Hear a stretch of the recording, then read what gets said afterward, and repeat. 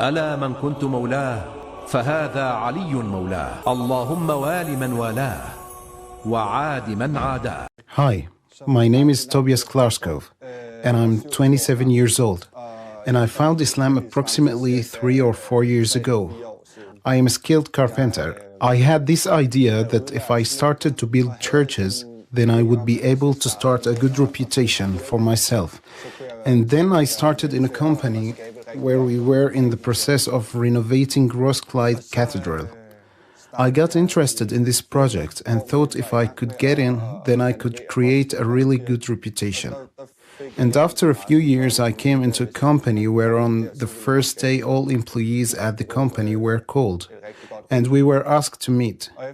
We were told about how well it went with the company and about the sites we worked on and about how well it went at the various projects. And then the carpenter master told all of us that now we should start building Denmark's first mosque. I had the feeling that whether it was a church or a mosque, this is something that I wanted. It made no difference to me, so I went to the carpenter master and told him that I wanted to participate in the construction of the mosque. He called me a half year later and told me that the construction of the mosque was about to begin and asked me if I was still interested. For sure I was. I went off to the mosque and continued going for 2-3 months where I worked at the mosque and accidentally stumbled upon an old acquaintance whom I had not talked to in 5 years or more. I met her on my way home from work. We stood and talked for a while. She is a Muslim and was born a Muslim, and she wears a headscarf. But for me at that time, I did not know anything about it. For me, it was completely random to encounter her there. We stood and talked for a while on various issues. I told her that I was in the process of building a mosque, because at that time I thought it was very interesting as she was a Muslim. So she was very excited and started to explain a little about Islam, and she asked me if I had any interest in Islam. However, at that time I did not really have interest or knowledge about Islam, other than what you get to know by the media. She explained a little, and I basically thought that because I worked at a mosque, I got the feeling that it could be fun to understand what I was in the process of building. So she presented to me something called UMG, the Muslim Youth Group, which I took and said, "Thank you, I'd like to see what it was." About a week after we met, we went to the UMG, and it was divided between brothers and sisters. It was quite exciting to come down here because she went to the sisters and I went to the brothers' side. I came there as a Dane, and I had to pull back the curtain. They were all foreigners, and they looked at me, and I looked over at them and thought, well, here I am. But right from the beginning, they were very sweet and nice people. They came over to me and greeted me and asked what I'm doing here and why I'm here and this and that. I then explained to them the story. They were really happy about the fact that I was in the process of building a mosque. At that point, I did not know what it meant yet, other than it was a job I had to do. They explained, and we sat and talked, and it came down to an evening of debates, where they sat and talked about what Islam was and different things. And after the debate that they came back to me and we sat and talked, and they asked about me, about my life, about who I am and things like that. The more I talked to them, the more I found out that I had much in common with these people. And I feel that the way I was raised and the way I grew up, that we shared many views and opinions about how to be as a human and things like that. And then I found out that they had the same ways of behaving, which I have always had. Personally, I have always been a type that knew a lot of people, and I have all round. I was born and raised in Hevidover, and moved around a lot and encountered many people.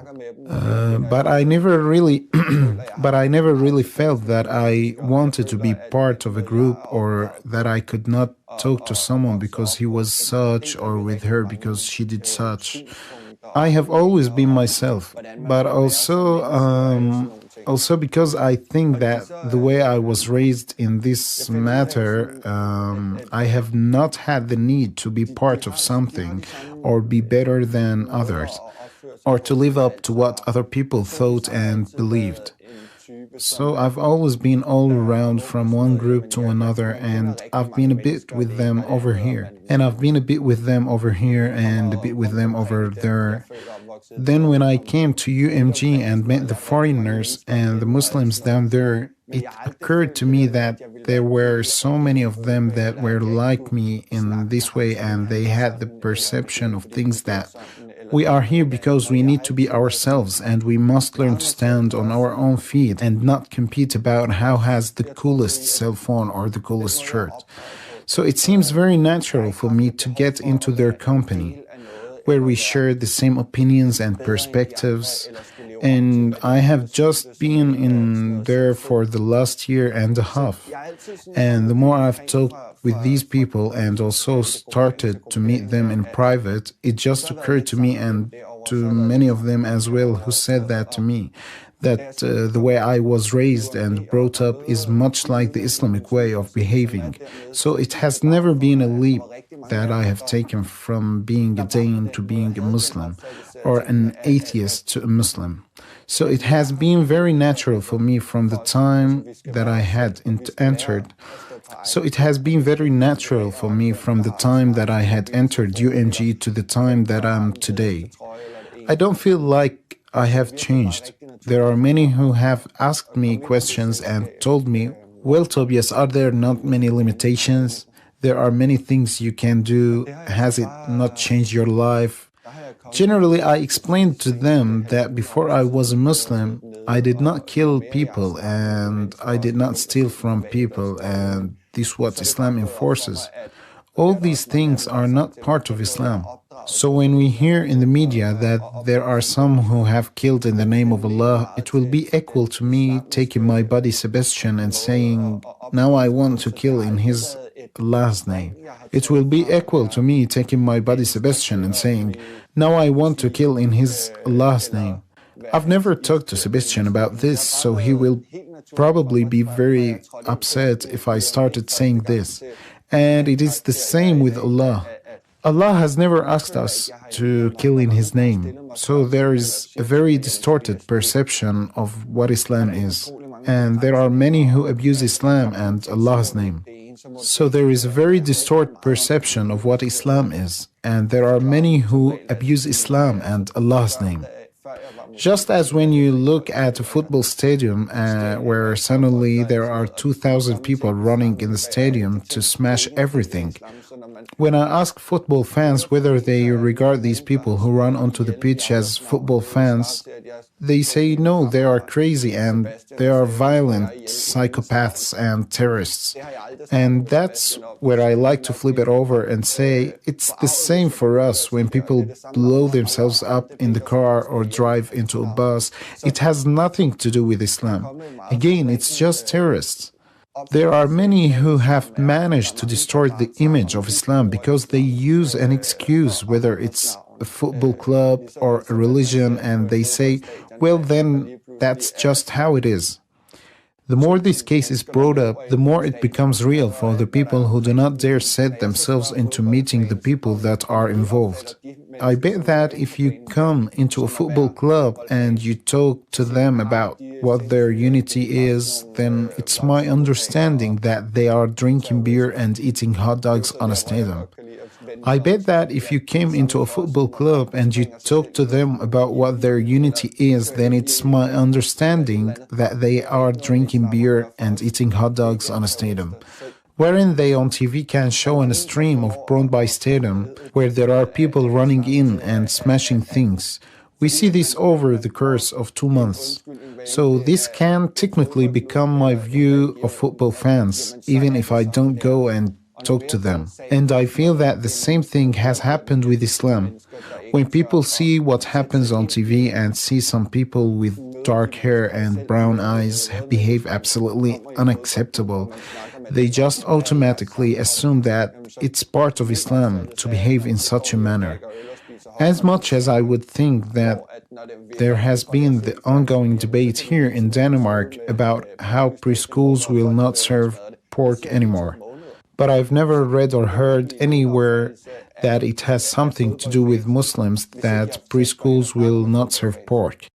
Because the word pork is mentioned, then many people associate this immediately to the Muslims, as if this is our fault that pork will not be served, but no one has ever mentioned it. It's just because they've heard several times that Muslims do not eat pork, so they derived a conclusion from it that it's probably them and their fault that children cannot eat pork in preschool. I have always felt in my entire life that there have been so many coincidences when I learned about Islam. I could see in the rear view mirror that there has been a red thread throughout my entire life. There have not been things that has happened in my life as coincidence until this day. I can pretty much put a word on all the things that has happened in my life, and I still choose to call it coincidence until this day. But that's just the word I use so others can understand it too. But in my life there has been I believe in fate. I believe that we experience a few things in our lives that make us ponder. I think that we have two choices, and it may be a coincidence that the girl I told you about, whom I met in Norebro on my way home from work, it might well have been a coincidence. But for me, this is quite a vivid red thread through my life, telling me that since I got the chance and said yes to get into UMG to see what it was, well, I felt that I grabbed the chance that was created for me. So Allah gave me it, and I hold on. I feel I am on the right path. And therefore, when I catch the right chances, let me explain.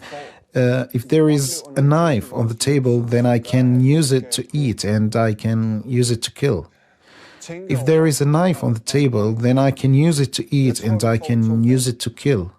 Allah has given me the free will and I can do what I want with it. But as long as I, in the eyes of Allah, take the right decisions, then He will continue to grant me what we usually call coincidences. Then He will continue to create the good things in my life that makes me experience the right things. And we've all had it, though in one way or another. But for me, it has been a learning process. I grew up with alcohol and talking to girls and other things like that, which was all quite normal. And I feel that Allah has given me those opportunities so that I today don't feel the need to do this and that because I've already tried it. I know what good things it offers and I know what bad things it gives. Last year I started to work at Roskilde Festival with a buddy, where we helped set the stage, and this year we got the offer again if we would like to participate. So we took 4 friends and we went again this year to help set up the stage. So we went for a walk through all the camps there back and forth. We did it for 2 hours, where we basically just went and observed all the people there. I don't know, a science fiction movie or a refugee camp, with people who are tied and put into small tents, total chaos. We walked and talked for a while about what it really means to be drunk, and I came to the conclusion that it is an escape from reality if people choose to drink.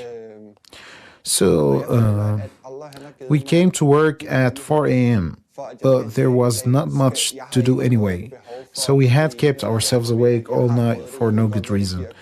But it turned around from night to day, and we had finished the work, and we walked out and observed how people were when they were completely drunk and everything was in chaos. I got such weird feelings and thoughts. I could see how people sat and urinated everywhere. People had no resistance, and people had no control over themselves and they did as they pleased. And people had no control over themselves and they did as they pleased. I started to think, so you can call it coincidence whether we were going to work that evening, but for me, it really put some thought into my head and it caused me and my bodies not to drink for the last 4 or 5 days at Roskilde Festival. It turned around from day to night, which also probably has little to do with it. But now that I've got faith, I have also clearly experienced that Allah helps us when He knows our intentions. He helps us on our way, so He has definitely helped me in those situations. A little while after I got home from Roskilde Festival, the month of Ramadan started. I got the feeling that if I could keep myself, I had a really good time at the festival and we stayed awake right up until late at night without being drunk or take part in these events. Well, then I thought that when I was 14 years old, I could enjoy myself with my friends without drinking. Therefore, I thought that I could also enjoy myself this day as a 27 years old. I had, after all, experienced it at Roskilde Festival. So I decided that since the month of Ramadan has started, that now I would try 100% to live according to Islamic rules that tells us that we should not drink, we should not eat pork and all such things. So I decided that since the month of Ramadan had started, that now I would try 100% to live according to Islamic rules that tells us that we should not drink, we should not eat pork and all such things. So for me, it started when I put it all that was behind me on the shelf and was done with it. And I haven't had the need for it for the last 2.5 months now. And I have not had the need for it for the last 2.5 months now. I also have experienced that, at least for me, it's just a temptation anyway. And many of my friends have asked me, well, it is not difficult because you grew up with eating pork and you've also been drinking throughout your life. And I explained it like that. Just because you see a girl on the street does not mean that you necessarily have to have intercourse with her. There's also certain intentions in your head that tells you that you exceed certain limits and that you need to keep yourself inside certain moral requirements you have. It's exactly the same thing for me. It's not something I need, it's something I've tried, and I know what kind of fun experiences and bad experiences it has brought me. So I'm not tempted by these situations anymore. It's for me a closed chapter. For me, I pray my 5 prayers 3 times a day. I started doing so in the month of Ramadan. Again, it came to me quite natural. It gave me the strength when I was at work for 12 hours a day and when I came home and had to work in the kitchen. But I'm quite sure that showing Allah that I want this, He has helped me endure all this stuff without feeling completely exhausted and quite tired. For me, it's not any different than when people... A few years ago, I played basketball for 10 years and we practiced 4 times, sometimes 5 times a week and played matches over the weekend. I had this discipline which told me that if I wanted to achieve something or if I wanted to be at the same level as others, then that is what's required. That is not something anybody sees as a strange thing if people play football or whatever sport they take part in. People can easily relate when others get up in the morning and practice for 3 hours, go to school, come back and practice for 3 go to school, come back and practice for 3 hours and eat dinner and practice, come back and practice for 3 hours and eat dinner and practice for another 3 hours. And for me to be a Muslim now, I see it the same way. I get up and when I get home from work, I pray 2 of my prayers. I do the things I want to do, then I pray 2 of my evening prayers. I get up again at night and pray my night prayer. I think in every possible way that this is just a discipline you have inside yourself. I believe that as soon as you feel that you are in contact with Allah, you dare ask for more things. As an atheist, I did not ask for things because I did not think there was any more greater than us. And I said I asked for something 3 times and got the feeling that now I also have to say thank you. And got the feeling that now I also have to say thank you because quite often we ask for something, then we don't think about what we asked for. After a while, when we are doing well again, we forget what we asked for and we continue to live happily with a mission. But now as a Muslim, I know what I'm asking for and I'm not afraid to ask for Allah's help anymore. So when I'm done with my prayer and I ask Allah for help, I can feel, and I have experienced several times that it can take 14 days or 24 hours before you get help as long as you just keep your eyes and ears open. I have seen when I ask for one thing and the next day a quite random person comes over to me and explains something about what I have asked the day before. It's some pretty wide experiences that I had never believed in the first 25. It's some pretty wide experiences that I had never believed in the first 25, 26 years of my life. So we should just learn to accept that there is something greater than us. But once you've done it, it's a fantastic experience to be able to feel the power and strength behind asking questions. That for most people would be out in the air. But eventually there comes an answer, and it could be in every possible way that these answers come. But you just have to accept and be open about the things that come around you. Then you will see that you get answers to the questions you are asking. There are many who asked me if I'm happier now that I'm a Muslim than when I was an atheist. And yes, I do feel that because you find out that everything you do on this earth has a meaning in one way or another. Even before I learned about Muslims and before I studied Islam, I've always had the idea that you could only get minus points in the account. It didn't matter regardless of what would happen. You would die with minus points, not matter what, by eating pork, by saying something bad, or by behaving in a certain way, or going with the wrong people. So when you start to find all the positive things in Islam, you will find out how many plus points you can get. I was very negative about the whole plus-minus scoring system as being put into being a Muslim and how it should be perceived. And I think many, or at least the atheists, who don't know Muslims or take interest in Islam regard this as a black-white scale scoring system where you get points all the time. But I found out very quickly that it's incredibly easy to just to basically behave like a decent person and talk nicely to others. Offers as well as many plus points you think you will scrape together by negative points in your account. And I've asked Allah for advice to show me whether it should be Shia or Sunni, because I feel that Allah gave me Shia Islam from the beginning. And at one point I asked the question, if this was more right than the other and what was right for me.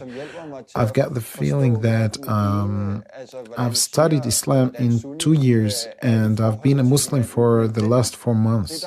For me, it's been more important to find out what Islam is. Also, I have a lot of good brothers around me who help me understand how Shia and how Sunni are in relation to each other. The thing that has made me happiest and made it easiest for me is that no matter who I talk to, they always say to me, "You shouldn't think about what we say and how we behave. If what we say sounds interesting, then you should go home and study it so you can find out what you feel is for the best." My message from a Muslim to a non-Muslim would be that we shouldn't be afraid of what we don't know about. I feel that I have stood with a foot in both camps and have discovered that when there is something you are ignorant about, well, you are often too scared to find the knowledge behind it. So I think that we should be more open and learn about Muslims instead of believing prejudice and stereotypes that many have been created in the media and elsewhere. If you find any prejudices, then I think that you should go and talk to the Muslims you find on the streets. And you should be aware of the fact that just because someone with dark hair and brown eyes walks by, it does not mean that he or she is a Muslim. Because being a Muslim implies that you talk nicely to each other and you behave well with your fellow men. In Islam, we have brothers and sisters in Islam. And we have brothers and sisters in humanity. So for us, we behave decently towards all people who come over to us.